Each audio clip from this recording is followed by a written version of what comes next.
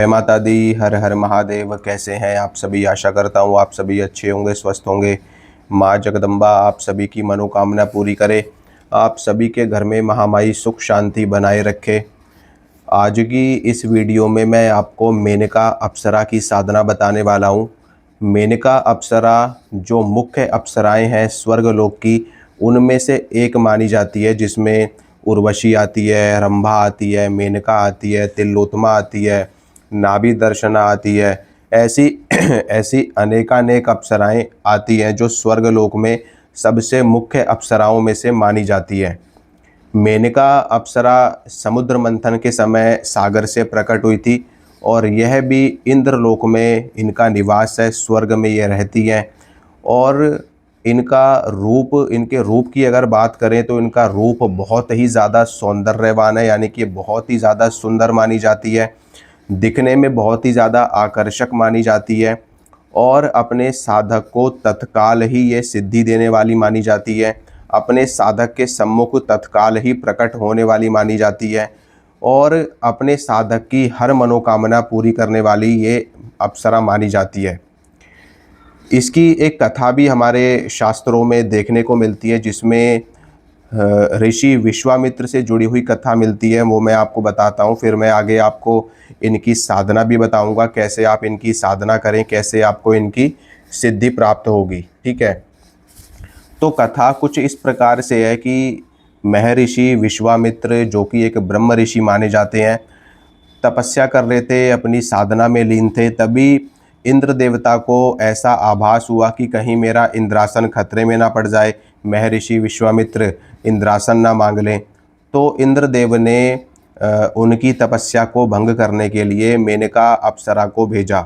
मेनका अप्सरा को भेजा तो मेनका अप्सरा महर्षि विश्वामित्र की तपस्या भंग करने में सफल हो गई और उसके बाद में महर्षि विश्वामित्र और मेनका कई वर्षों तक रहे, पति पत्नी की तरह रहे, जिसके बाद में उनकी एक संतान भी उत्पन्न हुई जिसका नाम शकुंतला पड़ा। ठीक है, तो ये एक कथा देखने को मिलती है। हालांकि बाद में महर्षि विश्वामित्र दोबारा से अपनी तपस्या में लीन हो गए और मेनका भी दोबारा से स्वर्गलोक में चली गई, क्योंकि वो जिस उद्देश्य के लिए महर्षि विश्वामित्र के पास में आई थी तो वो उस उद्देश्य में वो सफल हो गई। और बाद में क्योंकि जो अप्सराएं होती है वो सदा सदा के लिए धरती पर नहीं रह सकती, क्योंकि उनका जो निवास स्थान है वो स्वर्गलोक है। ठीक है, धरती पर केवल मनुष्य, जीव जंतु ही रह सकते हैं जिनको यहाँ पर रहने की आज्ञा है और जो अपने कर्मों का भोग भोगने के लिए इस धरा पर रहते हैं, मृत्यु लोक पर रहते हैं। और किसी भी देव शक्ति को या स्वर्ग की शक्ति है या यक्ष लोक की शक्ति है या पाताल लोक की शक्ति है, वो लंबे समय तक यहाँ पर नहीं रह सकती, क्योंकि ऐसी ईश्वर की तरफ से कोई भी व्यवस्था उनके लिए नहीं है। ठीक है, वो तभी रह सकती है जब वो मानव शरीर में हो। ठीक है, तो बाद में फिर उसको वापस से जाना पड़ा। तो बाद में फिर महर्षि विश्वामित्र ने इनके मंत्रों की भी रचना करी, इनको आवाहन करने के लिए, इनको प्रकट करने के लिए।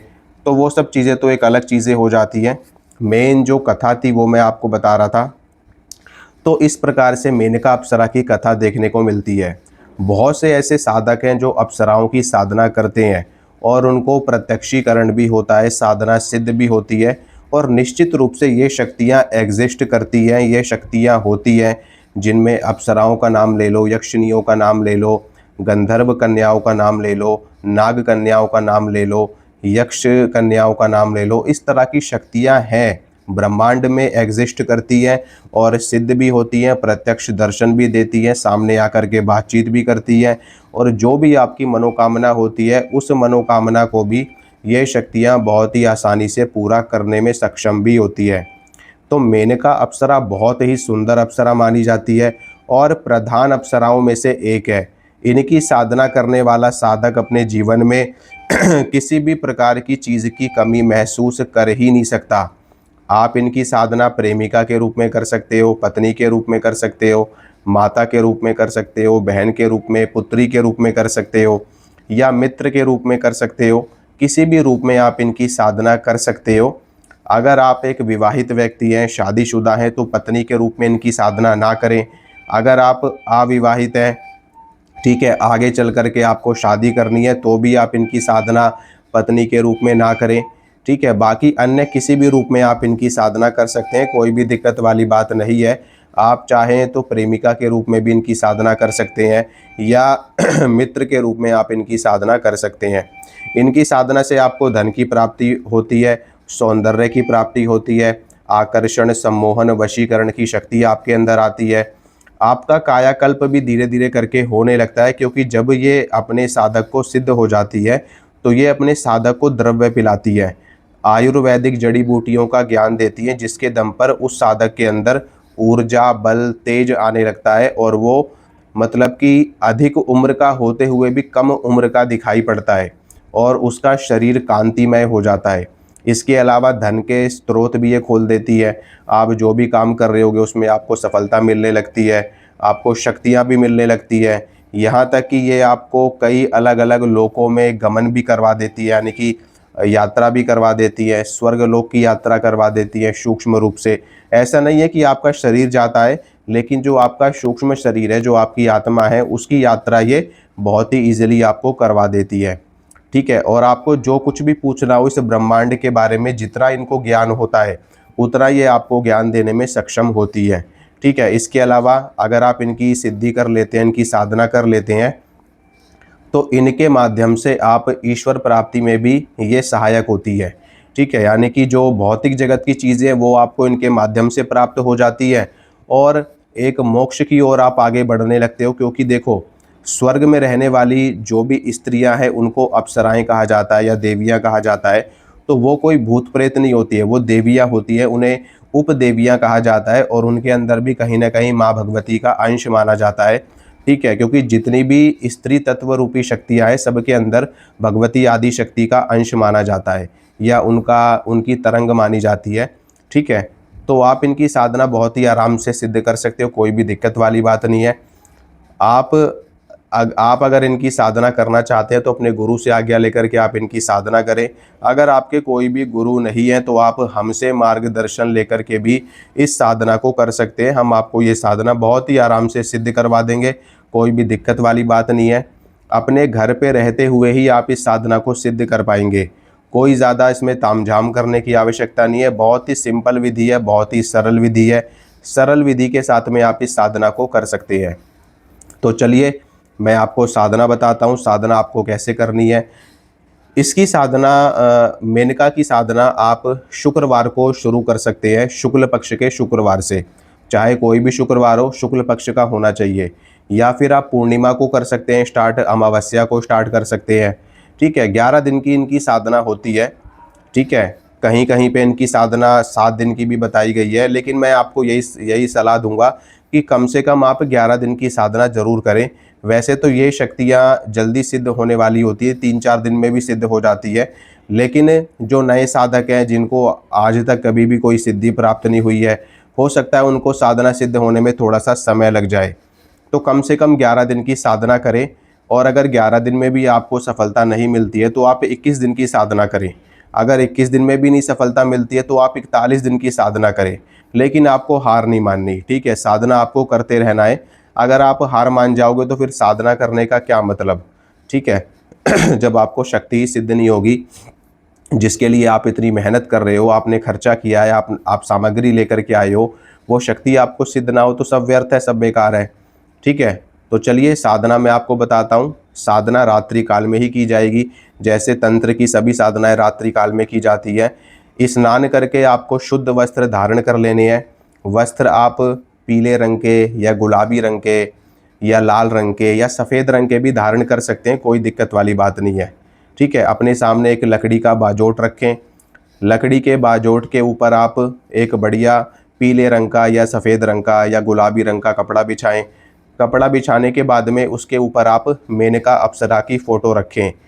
अगर मेनका अप्सरा की फ़ोटो आपको नहीं मिल रही है तो आप इंटरनेट के माध्यम से भी फ़ोटो निकलवा सकते हैं, या किसी आर्टिस्ट से आप एक अप्सरा की फ़ोटो बनवा सकते हैं, कोई भी अप्सरा की, और उस अप्सरा को आप मेनका अप्सरा मान करके उसका पूजन कर सकते हैं। ठीक है, अगर आपको यंत्र मिल जाता है तो ठीक है, नहीं तो बिना यंत्र के भी साधना हो जाती है, कोई दिक्कत नहीं आती किसी भी तरह की। ठीक है, आप एक बढ़िया फ़ोटो रखें उसका।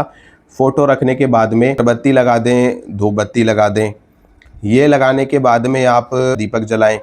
ठीक है, देसी घी का दीपक जलाने के बाद में आप दूध से बनी हुई मिठाई अप्सरा को भोग में देंगे, मेनका को। ठीक है, दूध से बनी हुई कोई भी मिठाई हो सकती है, बर्फ़ी हो, लड्डू हो, पेड़े हो, जो भी आपके पास में अवेलेबल हो आप उसको दे सकते हैं। गुलाब के पुष्प आप अर्पित करेंगे, गुलाब के या कमल के पुष्प। जल रखेंगे, मीठा जल आप रख सकते हैं। ठीक है, या फिर चंदन का पाउडर मिला के रख सकते हैं। और पीने के लिए मीठा शरबत भी आप रख सकते हैं। धूप बत्ती जलाएं, गुलाब की धूप बत्ती या गुलाब की अगरबत्ती जलाएं। ठीक है, भोग प्रसाद रखें, दूध से बनी हुई मिठाई और पुष्प अर्पित करें और चंदन का तिलक करें। ठीक है, अप्सरा को चंदन का तिलक करें। ठीक है, और चंदन का तिलक करने के साथ में आप कुछ श्रृंगार की चीज़ें अगर आप देना चाहें तो वो भी आप दे सकते हैं, नहीं तो कोई दिक्कत नहीं है। सिर्फ पंचोपचार पूजन करके आप अपनी साधना कर सकते हैं। देखो, कोई भी साधना करने से पहले सबसे पहले जो गणपति महाराज हैं उनका नाम लिया जाता है। तो सबसे पहले भगवान गणेश का पूजन करें। भगवान गणेश का पूजन करने के बाद में आप अपने जो घर के आपके पितृ हैं, जो आपके घर के पूर्वज हैं, ठीक है, उनको प्रणाम करें, उनका नाम लें।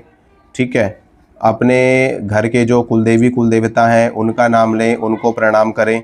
ठीक है, और क्षेत्रपाल का पूजन करें, क्षेत्रपाल का नाम लें। ठीक है, ये सारी पूजा करने के बाद में इंद्रदेव को प्रणाम करें, इंद्रदेव की पूजा करें।